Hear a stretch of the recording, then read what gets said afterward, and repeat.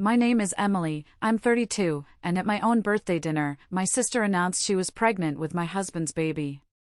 Before I tell you how I revealed a single truth that shattered their entire world, let me know where you're watching from in the comments. They thought they were in control. Standing there in the middle of the Ivory Room, the nicest restaurant I'd ever been to, with all my friends and family watching. My sister, Lauren, had her hand placed dramatically on her small bump. My husband, Mark, had his hand on her shoulder, a picture of smug solidarity. "We're a family now," Lauren sneered, the words designed to be a dagger to my heart. She expected me to crumble, to cry, to make a scene. That's what I was always supposed to do. I was the emotional one, the fragile one. Mark was looking at me with that fake, pitying expression he'd perfected over the years. The whole room held its breath, waiting for the explosion. But it never came. I just stayed silent. I took a slow sip of my Pinot Noir, letting the silence stretch until it was uncomfortable for everyone but me. Then, I raised my glass. A small smile played on my lips. They thought this was their play. They had no idea I wrote the script. Growing up, I was always the responsible one. Lauren was the golden child. When she wanted the $1,000 princess dress for prom, my parents cashed in a savings bond. When I needed help with a textbook for a college honors class, I got a lecture on getting a part-time job. I was the one who fixed things, the one who was steady, reliable, and therefore, taken for granted. They mistook my stability for a lack of passion, my quietness for weakness. That was their first mistake. The ground fell out from under me 6 weeks before that birthday dinner. It was a Tuesday. I picked up the shared family iPad to look up a recipe and saw an email notification. It was from Lauren, to Mark. The subject line was just 2 words, our plan. My blood ran cold. I knew I shouldn't look. It felt like standing on the edge of a cliff. But I had to. I opened it. It was all there. The affair, laid out in nauseating detail. But it was the end of the email that made me physically ill. A plan to announce the pregnancy at my birthday dinner. To use the public humiliation to force me into a quick, quiet divorce where they could take everything. Lauren wrote, "She'll be too broken to fight back." She never fights back. I dropped the iPad. The crack it made on the tile floor echoed the cracking in my own chest. I stumbled to the bathroom and locked the door, pressing my back against it as if to hold the world out. I didn't scream. I didn't cry. I just opened my mouth and let out the silent, ragged gasp as the life I thought I had evaporated in front of my eyes. That was the only moment of weakness I allowed myself. One silent scream. Then, the grief hardened into something cold and sharp. It hardened into rage. I picked up my phone and called my best friend, Jessica. "Jess," I said, my voice steady. "It's happened." "What?" "No." "Emily, where are you?" Her voice was laced with panic. "At home," I said. "But I'm not going to cry. I'm going to burn it all down." My mind raced, connecting dots I hadn't even realized were there. The affair was a symptom. The disease was the lies. And the biggest lie of all had started over a year ago. We'd been trying for a baby for years. It was the one thing I wanted more than anything. Finally, after my endless pleading, Mark agreed to get tested. He went to a clinic, Northwood, by himself. He came home that night and put on the performance of a lifetime. He held me while I cried, stroking my hair, telling me it wasn't my fault. The doctor said, "It's not me, Em," he'd whispered, his voice thick with fake sympathy. He said I'm fine. It must be you. He let me carry that burden for a year. He let me believe I was broken. That was a cruelty I couldn't even process. But now, his lie was about to become his undoing. "Jess," I said over the phone a few days later, "I need the real results from Northwood Clinic. From a year ago. That's protected by HIPAA. It's a fortress, she said. Jessica was a paralegal, she knew the rules. I'm his wife, I said, my voice hard. There has to be a key to that fortress. There was. It took 2 weeks of phone calls, signed consent forms I found in his old files, and a bit of clever social engineering, but we got it. An email landed in my inbox with a PDF attachment. My hand was shaking so badly I could barely click the mouse. The report loaded. I scrolled past the medical jargon to the summary at the bottom. Patient exhibits zero sperm motility. Diagnosis, azoospermia. Sterile. The word just hung there on the screen. He wasn't just a cheater. He was a monster. The lie was so clean, so total, it made me wonder, what else was he lying about? That thought became an obsession. If he could lie about that, he could lie about anything. My mind went back to the day he'd supposedly paid for those expensive tests. It cost thousands, he'd said. Specialist consultations. I pulled up our joint bank statements from that month. There was no payment to Northwood Clinic.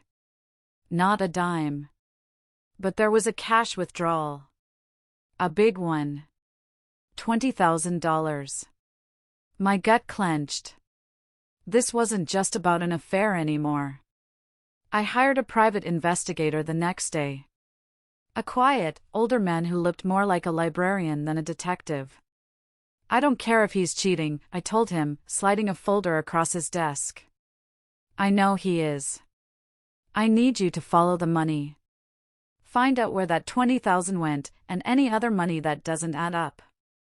He delivered 2 weeks later. It was worse than I could have imagined. The PI had traced the money to a shell account Mark had set up.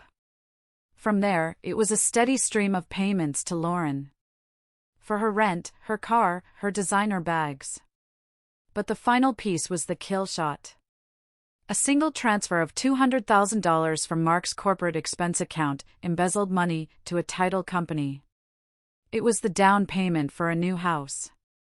A house that was now in my mother's name. It wasn't a betrayal.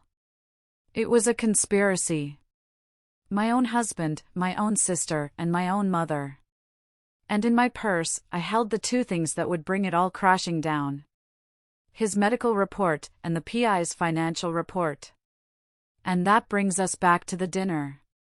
The silence in the restaurant was deafening after Lauren's announcement. I stood up, holding my wine glass. To family, I said, my voice ringing with a clarity that surprised even me. And to the truth. I reached into my purse and pulled out a single, folded piece of paper. I slid it across the polished mahogany table to Mark. He looked at it, confused. "What's this?" he asked, his voice wary. "That," I said, making sure to speak loud enough for the whole table to hear, "is the truth. From Northwood Clinic. From last year." I watched the color drain from his face. He knew instantly. Lauren looked from his face to mine, her triumphant smirk finally faltering. "The biggest lie wasn't you sleeping with my sister, Mark," I said, my voice like ice. "It was you ever pretending you could be a father."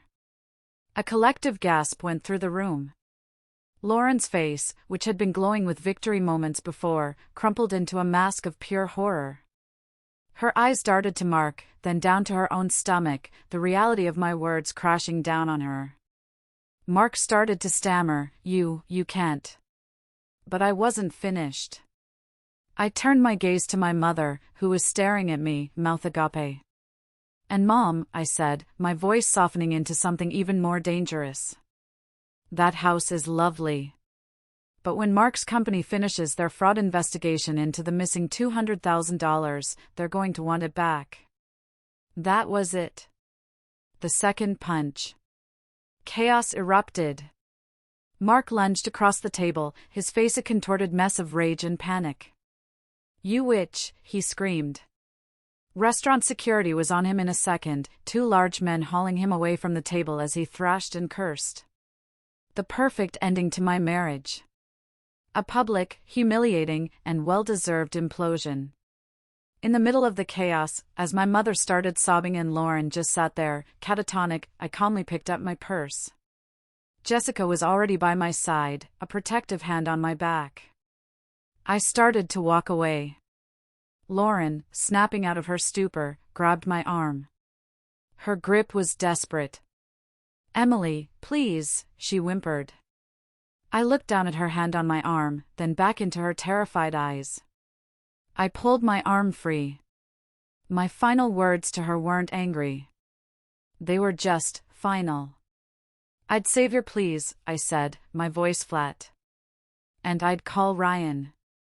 He deserves to know he's going to be a dad." Then I turned and walked out of that restaurant with Jessica.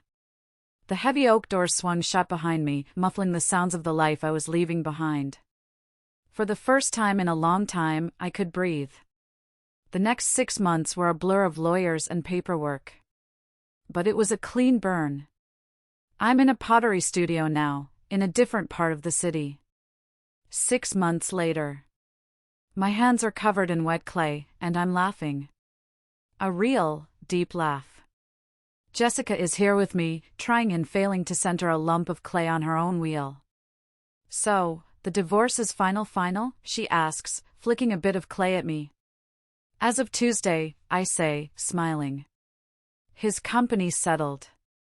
Handsomely. Turns out they really prefer not to have their dirty laundry aired in a public court case. My phone buzzes on the table beside me.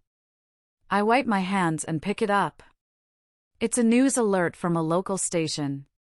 The headline reads, "Former finance executive Mark Peterson sentenced to 5 years for embezzlement." There's a grainy picture of him being led away in handcuffs. I stare at it for a long moment. I feel nothing. No joy, no satisfaction. Just quiet. He's a chapter in a book I've already finished reading. I put the phone face down on the table and turn back to my pottery wheel. "Now," I say to Jessica, spinning the wheel again. "Where were we?" I have a small balcony in my new apartment. It overlooks the lake. On it, I have a single orchid I rescued from the clearance rack at a garden store. It was battered and its flowers were gone, but I saw the life still in it. I've been nursing it back to health. This morning, I saw a new bud. For a long time, I thought I was the one who was broken, the one who couldn't grow. But I wasn't broken. I was just planted in the wrong garden. Thank you all so much for listening to my story. It took a long time to heal, and I'm still a work in progress. I want to ask you guys, have you ever had a moment that felt like an ending, but turned out to be a new beginning? Let me know in the comments below.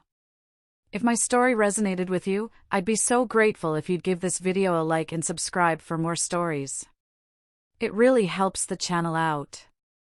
See you in the next one.